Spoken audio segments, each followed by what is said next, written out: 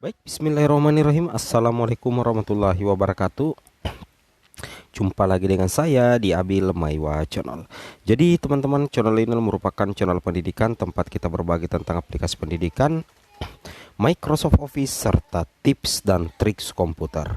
Jadi pada video kali ini Bapak Ibu ya, kembali lagi admin akan berbagi informasi yang sangat penting ya terkait jadwal pendaftaran P3K Guru 2022 untuk pelamar prioritas 1, 2 dan 3, pemilihan formasi tidak bersamaan itu per kategori. Jadi di sini ada informasi tambahan bahwasanya nantinya Bapak Ibu baik itu prioritas 1, 2 dan 3 itu nantinya pada saat pemilihan formasi itu tidak akan bersamaan Bapak Ibu ya dalam hal per kategori. Baik, bagi rekan-rekan yang baru menemukan channel ini silahkan tekan tombol subscribe dan aktifkan lonceng notifikasinya. Baik, tanpa panjang lebar lagi kita langsung saja to the point ke informasinya. Jadi Bapak Ibu perhatikan ya tabel yang ada di sini. Ini adalah tabel ya sumber dari channel Usman Ogi Bapak Ibu ya. Ya, saya lupa taruhki apa namanya sumbernya, mohon maaf ya. Oke, jadi ini sumber dari channel Usman Ogi. Kita langsung to the point saja bahwasanya Bapak Ibu harus pahami bahwa untuk pelamar prioritas 1 nantinya itu terdiri dari THK 2, kemudian guru honorer negeri, swasta dan lulusan PPG yang sudah lolos passing grade. Kemudian untuk pelamar prioritas 2 dan 3 itu nantinya akan menjalani proses verifikasi dan validasi oleh Kemdikbudristek RI.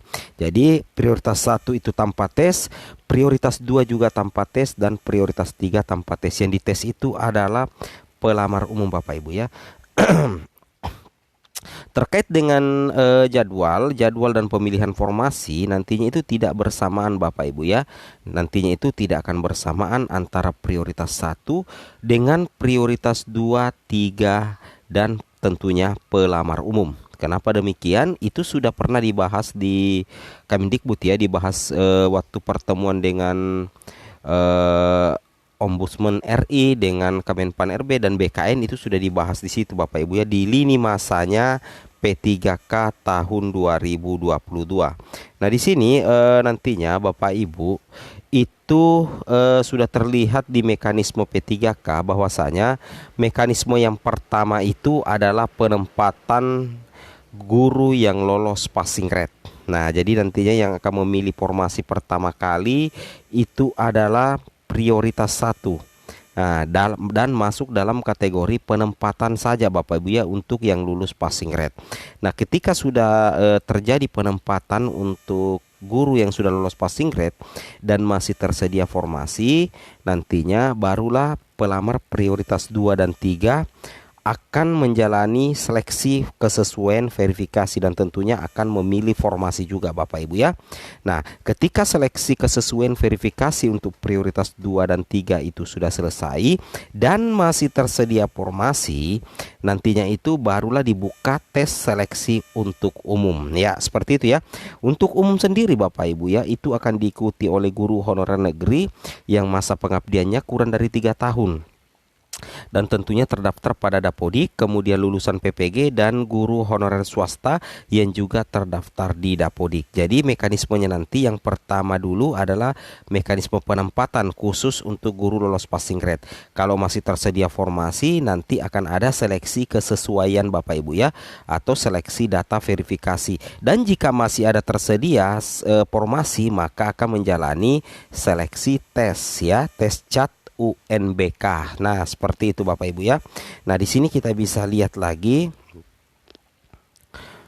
Nah, di lini masa sendiri Bapak Ibu bisa perhatikan sendiri bahwasanya untuk lini masa nantinya itu memang kita perhatikan di antara bulan Juli sampai dengan Agustus itu akan ada penetapan pengangkatan 193.954 guru yang lolos passing grade 2021. Itu tentunya berdasarkan hasil rakor juga Bapak Ibu ya, yang dilaksanakan 15 Juni sampai bulan Juli tahun 2022. Nantinya perkiraan dan harapan Kemendikbud bahwa penuntasan untuk 193.954 guru lolos passing grade itu diperkirakan terjadi antara bulan Juli sampai Agustus. Nah, ini untuk mekanisme penempatan Bapak Ibu ya, untuk mekanisme penempatan. Jadi memang tidak bersamaan dengan prioritas 2 dan 3 ya. Kalau kita perhatikan lini masa yang ada di Kemendikbud RI seperti itu ya. Ini adalah lini masa dari Kemendikbud RI. Jadi antara bulan Juli sampai Agustus itu diperkirakan ada pemenuhan formasi untuk guru lolos passing grade. Berarti nantinya di situ sudah memilih formasi tentunya ya. Kemudian kita pindah ke bulan September, Oktober, November, Desember Bapak Ibu ya. Jelas di situ bahwa ada pelaksanaan rekrutmen P3K 2022. Jadi jelas ya, di sini sudah tidak ada lulus passing grade karena di sini untuk pelaksanaan rekrutmen berarti itu ada tahap seleksinya, baik itu prioritas 2 ataupun prioritas 3 dan pelamar umum. Di sini sudah jauh berbeda. Kalau yang sudah lulus passing grade itu menurut lini masa yang ada di komputer ini, lini masa yang kami tampilkan itu terjadi pada bulan Juli hingga bulan Agustus Bapak Ibu ya, untuk lini masa untuk pengangkatan 193.954 guru yang lolos passing grade. Sedangkan di bulan September sampai Desember di situ diperkirakan lini masa jadwalnya untuk pelaksanaan rekrutmen P3K 2022.